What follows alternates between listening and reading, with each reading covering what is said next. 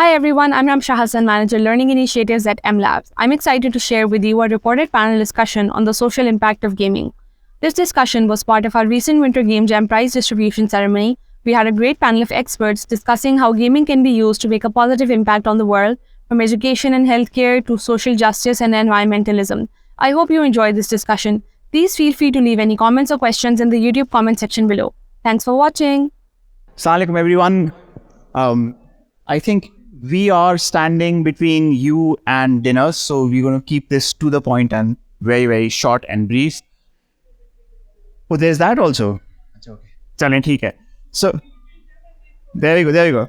So I'm Jawwad. I'm here because I'm a friend of Yasser. That's the only reason. There you go. Thank you, Yasser. I have with me Atifa. Atifa is currently working as a public policy consultant for Pakistan and Bangladesh at Tencent. Then we have Rab Nawaz. Should I do the regular introduction or you want the special one? So, Mr. Rab Nawaz is a conservation expert and he is a senior director at the World Wildlife Fund, Pakistan, and a senior expert area-based conservation at WWF International. Then we have Steve. Steve currently serves as a director of climate and sustainable growth at USAID in Pakistan.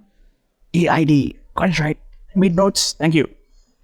And then we have Mahrukh. Mahrukh Qadeer is the founder and CEO of Co-Wired. She's the country's first female-led co-working space.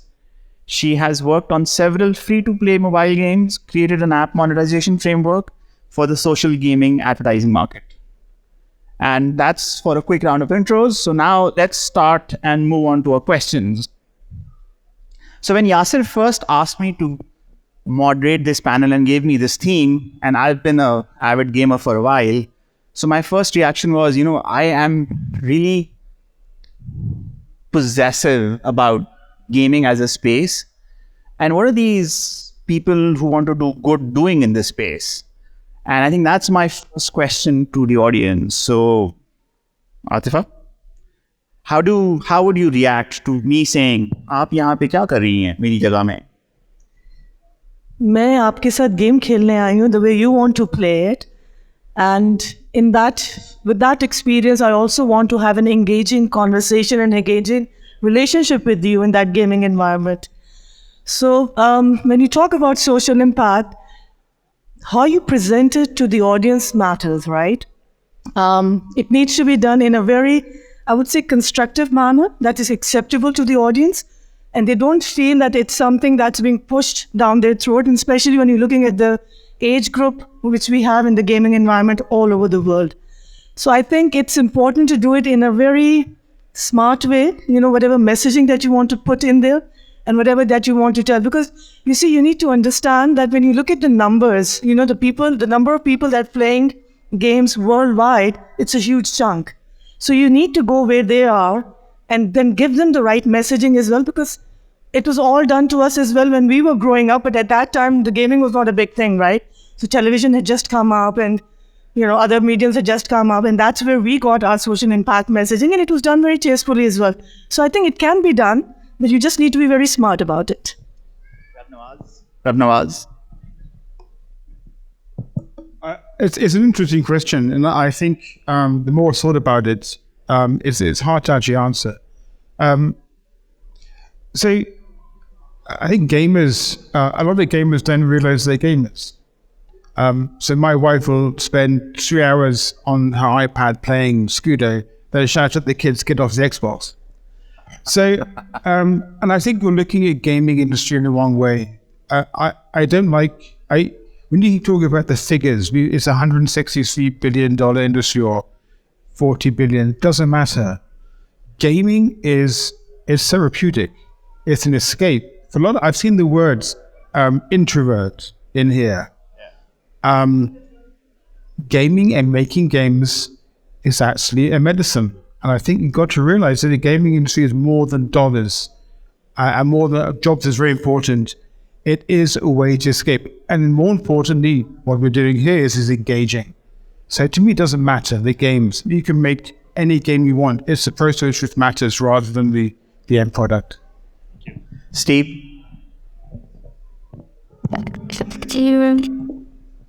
Okay, this is a very interesting question because a lot of people would say, well, why are you getting into my personal space? I just want to be having a good time. I want to play my game. Why are you talking to me about the climate change? Why do you want me to put my rubbish into a recycling bin, right? Well, this is where we have to go because this is where the audience is, especially the youth audience. And the youth audience is important because that's the decision makers of tomorrow. These are the consumers, and these are the people that are going to rule the world, literally, in the next generation. And so you want to be there when they're young, and you want to be able to have a message that appeals to them. And so I would just say, like, when we're there, be mindful of the message, that it resonates with the audience, and that you're doing it in a way not to trick them. Be honest about who you are and what your intentions are, but always encode the message in function of the receiver. Know your audience. And I think that's something that we're challenged to do.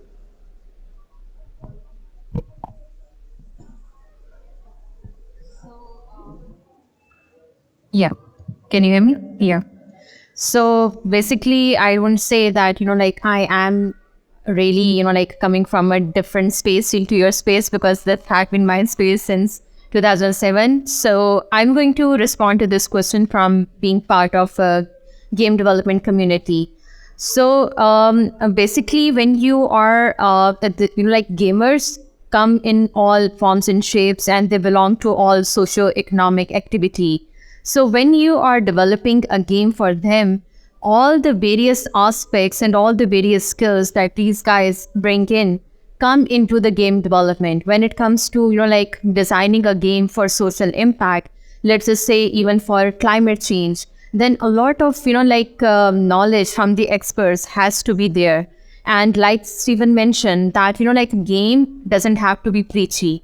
In fact, it should not be preachy. But the messaging should be so smartly done that the fun element is there. The game is still engaging. It still excites the player when they are playing. But yet, it is, like bringing on some social impact within the society. Thank you. So I have a follow-up question on this. And you've addressed the first one very well. I think my follow-up question is, what is special about games as a medium? As in, you've got many mediums of communication, but why games? Why not just stick to TV or print or media? Why games? Why games? Why not? I mean, when you look at the numbers that the games have, honestly speaking, it's a $200 or $220 billion industry, which is bigger than the music and entertainment industry combined worldwide.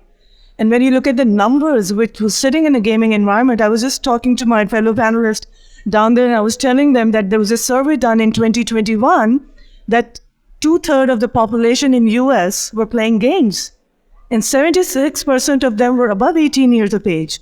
So you have all sorts of people who are playing games for various reasons.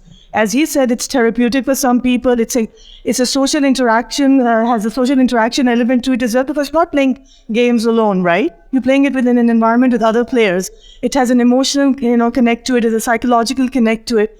And when you have the numbers and the audience sitting there, and things have progressed, the traditional media just does not have those numbers. If you ask me, it does not have that reach anymore. So you need to go where the people are. And you need to talk to them the way they want to listen, to be talking to. So if you're in a gaming environment, everything has to be constructed within that gaming environment that it blends it well. That's my take.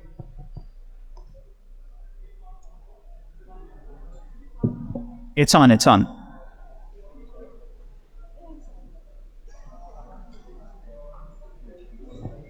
So simply put, it's interactive. Games are interactive.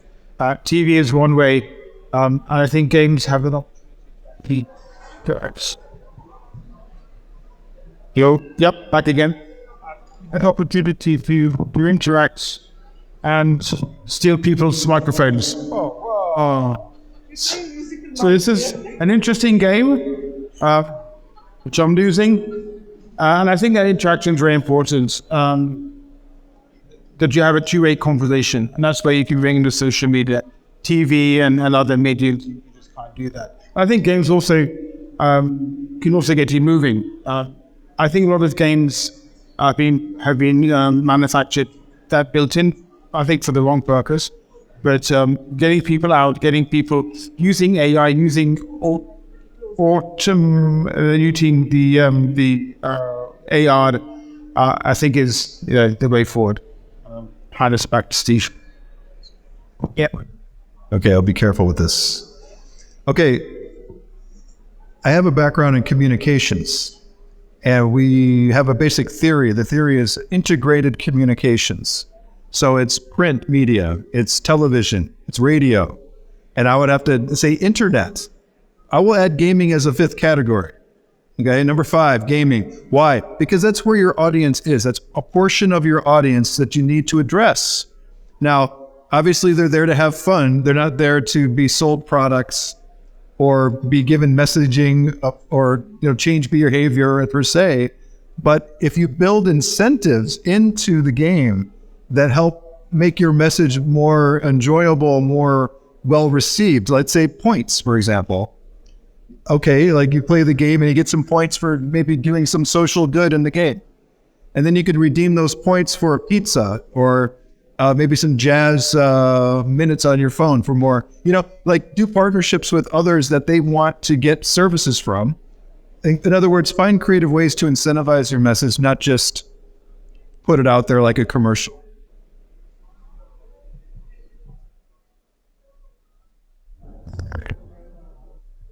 Okay, so basically, one thing that distinguishes games from all other mediums is that games are interactive and immersive. So, like when you have a medium that is interactive and immersive and gives the players, the users, the opportunity to be part of a virtual world that is different from the real world, and yet they can do a lot of different things that can give them a sense of accomplishment, that can give them a feeling of reward and getting appreciated, which is honestly a bit difficult and challenging to get by in the real world. So that actually makes games a very different sort of and a unique medium. So if you are incorporating messaging in such a medium, obviously it's very easy for the user, for the player to understand, experience it, and see the consequences of their actions in the virtual world, and realize that, if they are not going to do things very well, take care of the environment per se, in the virtual world, and, they are seeing the consequences, obviously they are going to be reflective in the real world also if they continue with the same actions. So this is a short one. Very short one. When was the last time you played a game, and what was it? One I played yesterday, and I am addicted to escape room games online and murder mysteries. It was past the microphone. It was this morning, and I love playing Scrabble online. Scrabble. What's that? I'm about a little bit dated here, but the last game I played that wasn't on a mobile device was Quake. I like war games. It's a great action and combat. But then I played a mobile game on iPhone. I didn't think it'd be any fun at all, and I got super addicted to it. My wife took my phone away on holiday because all I would do is go back and fight this guy that kept coming after me. So that was a few years ago, and I have to kind of say I had to stay away from them for a bit. But now that I'm here, I might be enticed into a new game, so maybe you can give me some suggestions.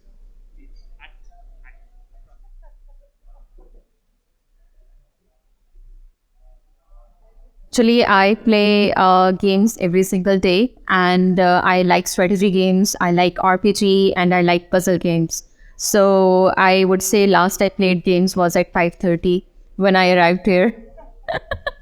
So Civ 1, 2, 3, 4, 5, and 6. Civilization 1, 2, 3, 4, 5, and 6.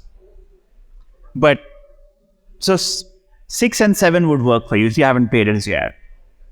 It's not a war game. It's real-time strategy, but it's very addictive. And you have to make sure that all your tasks are done.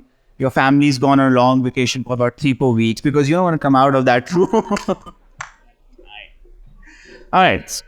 So now, this is a follow-on question to the same question. And What is your most enduring, transformative, memorable memory of a game that you've played?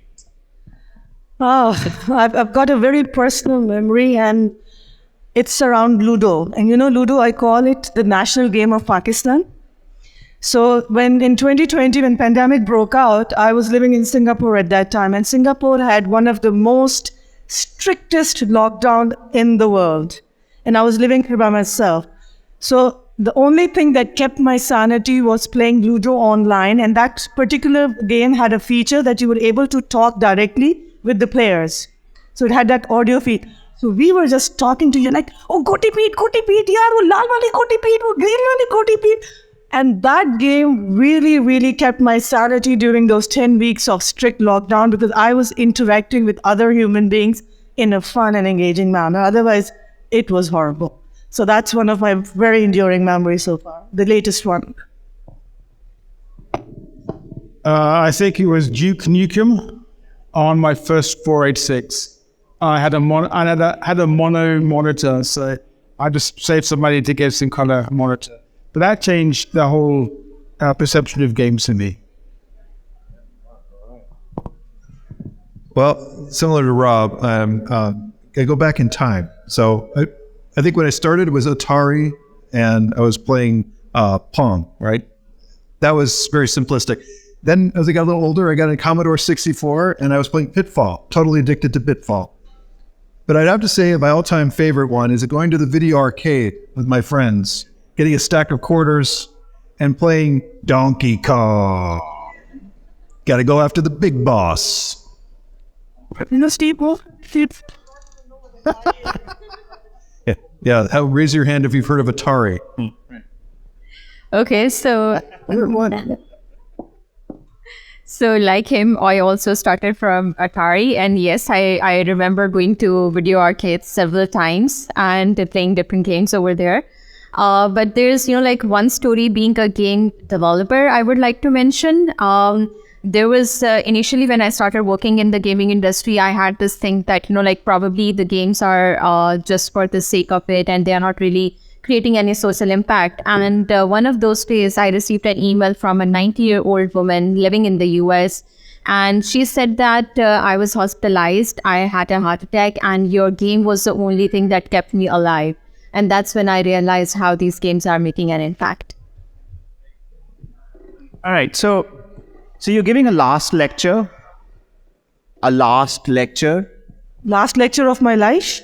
Last lecture of your life to an audience of game builders and designers. But you're only allowed to give one piece of advice, and it has to be one line. Last lecture, one piece of advice, game building audience, one line. What is your advice to people who are building games for good and impact? One piece of advice. I would say build compelling narratives around the topic in your gaming environment, because it's very important. We have one planet. But we have one planet. Don't blow it up, please. One piece of advice, right? Don't let your programming get in the way of your passion.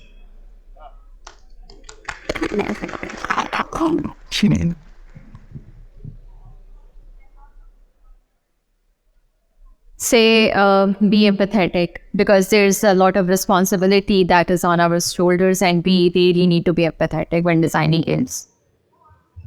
So this is a personal one, and I'll start with my personal context. I got into computer science, and I've said this to Steve earlier, because I played chess as a 13-year-old on a set-top box. And if it wasn't for that, I would not be in computer science, right? And I think to me, games are about changing lives, about transformative moments, and you've spoken about some of them. But to you personally, what do games represent? And I've spoken about this earlier, right? But if you were to look at one word, what would be that one word be as far as games are concerned and the role they played in your life?